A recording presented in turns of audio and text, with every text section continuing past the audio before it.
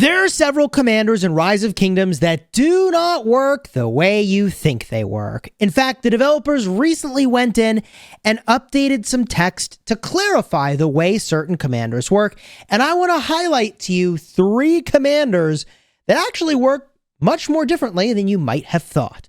So stick around in this video for a review of the 3 commanders that might have a few surprises in store for you and a few other things we found for this update.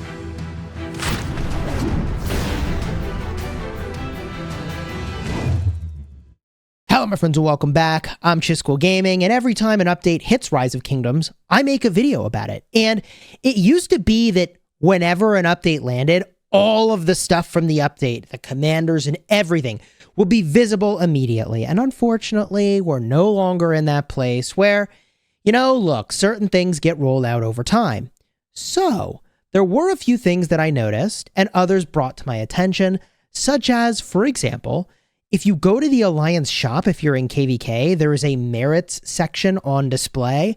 I'm pretty sure this is only supposed to be for the new KVK that hasn't actually landed yet, but it says you can earn merits by killing or severely wounding other governor's units.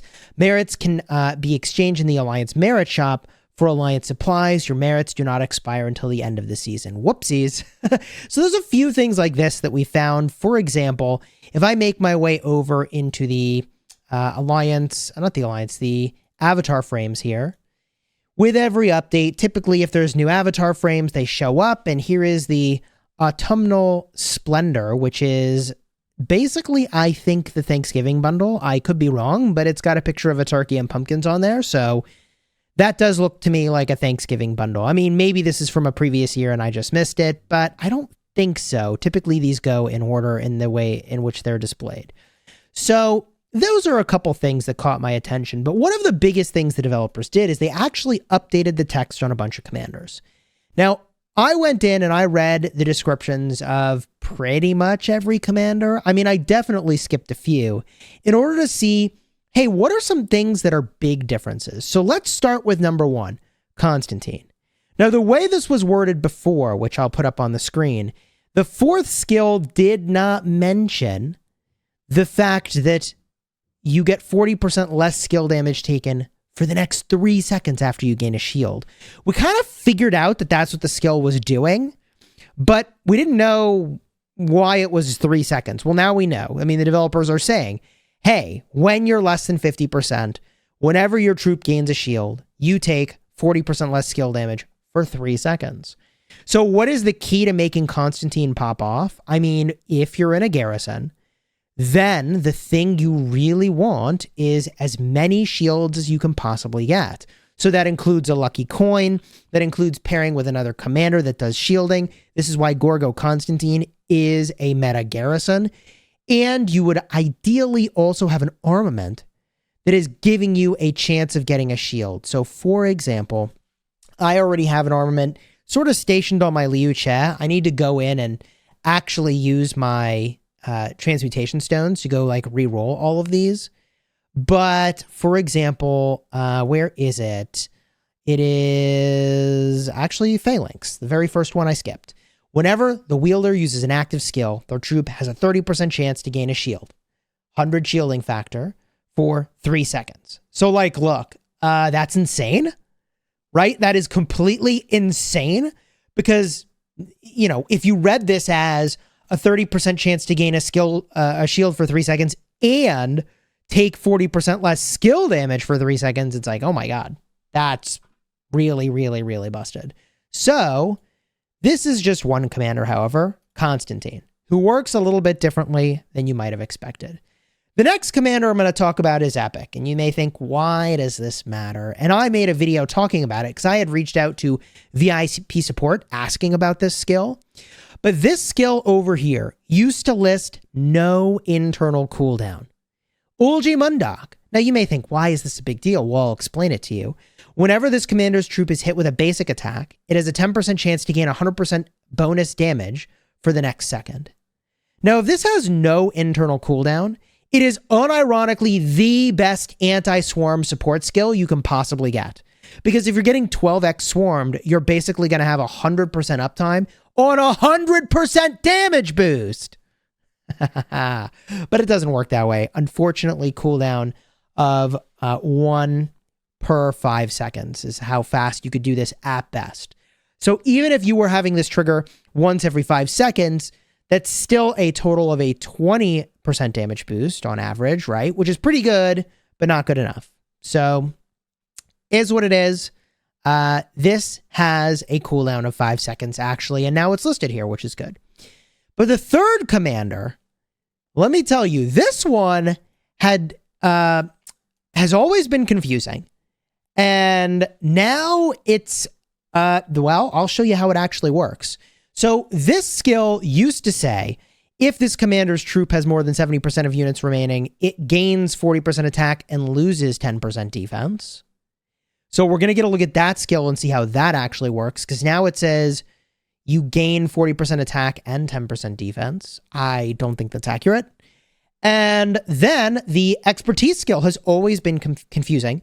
It says you deal 50% more normal damage and 50% more counter damage. Well, normal damage is also like counter damage. Okay, it includes basic attacks and counter attacks. So theoretically, you have 100% more counter attack, but that is, I don't think, accurate as well. So I went and I did some testing.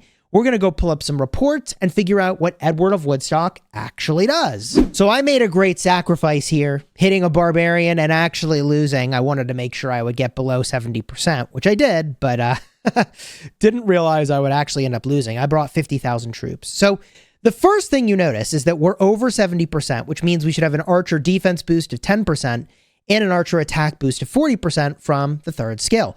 But it is, in fact, a loss of 10% archer defense.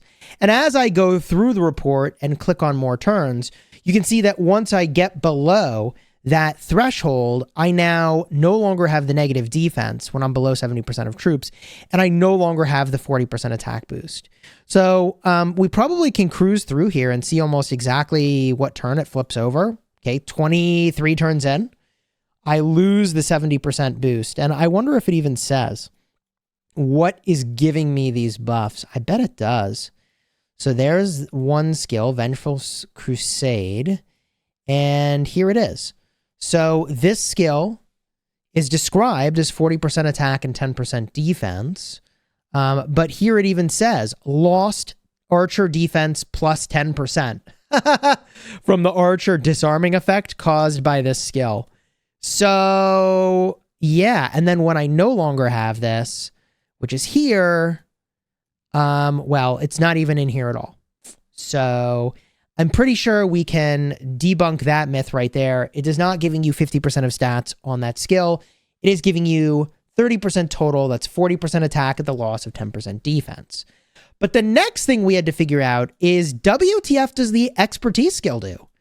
Is it actually 100% extra counterattack boost? And we can look at the turn before I use Edward of Woodstock's active skill. And we can take a look at the turn after Edward of Woodstock uses his active skill. Now, the counterattack damage boost of 50% is here. So the second part of that skill is true, 50%. But wait a minute, what about the rest of the skill? So the rest of the skill, I think, is right up here. Troop attack of 50%. Aha. So this is giving you 50% counterattack and 50% attack. And 50% attack is pretty good for 2 seconds. I mean, that will make the expertise or the active skill of your secondary commander do some more damage, right? It gives you a little more normal and counterattack damage as well. But if we get a look here at, you know, this turn before it was active and this turn after it was active, we can scroll in here and we can see All or Nothing gave me 50% attack, even though it says 50% more normal damage. And then it said it gave me 50% more counterattack from All or Nothing, and that is listed as counterattack. But I felt like I didn't really have the full answer here. In order to really understand if maybe like everywhere they're saying normal damage, they actually mean attack. Like, what does normal damage actually mean? Well, in order to figure that out, I actually ran Attila Takeda out in the field. Because if we look at the active skill of Attila, this is giving you 30% more normal damage. So look, I mean, we should be able to look in the log and see what a normal damage boost looks like from Attila, right? I feel pretty confident that's what he does. So we went and we ran this out, and we can look at his active skill before and after. So before the active skill, I don't see a normal damage dealt buff. And after the active skill, we see a 30% normal attack damage buff. We also see a 30% counterattack damage buff, which is pretty good. So if we get a look at what the active skill is doing, we can see he'll fire that off. Well, he did that on the previous turn, right? Okay, so here he cast King of the Huns, and it's describing exactly what that does. But over here, if we look, here's King of the Huns. Normal attack damage was increased by 30% due to the King of the Huns.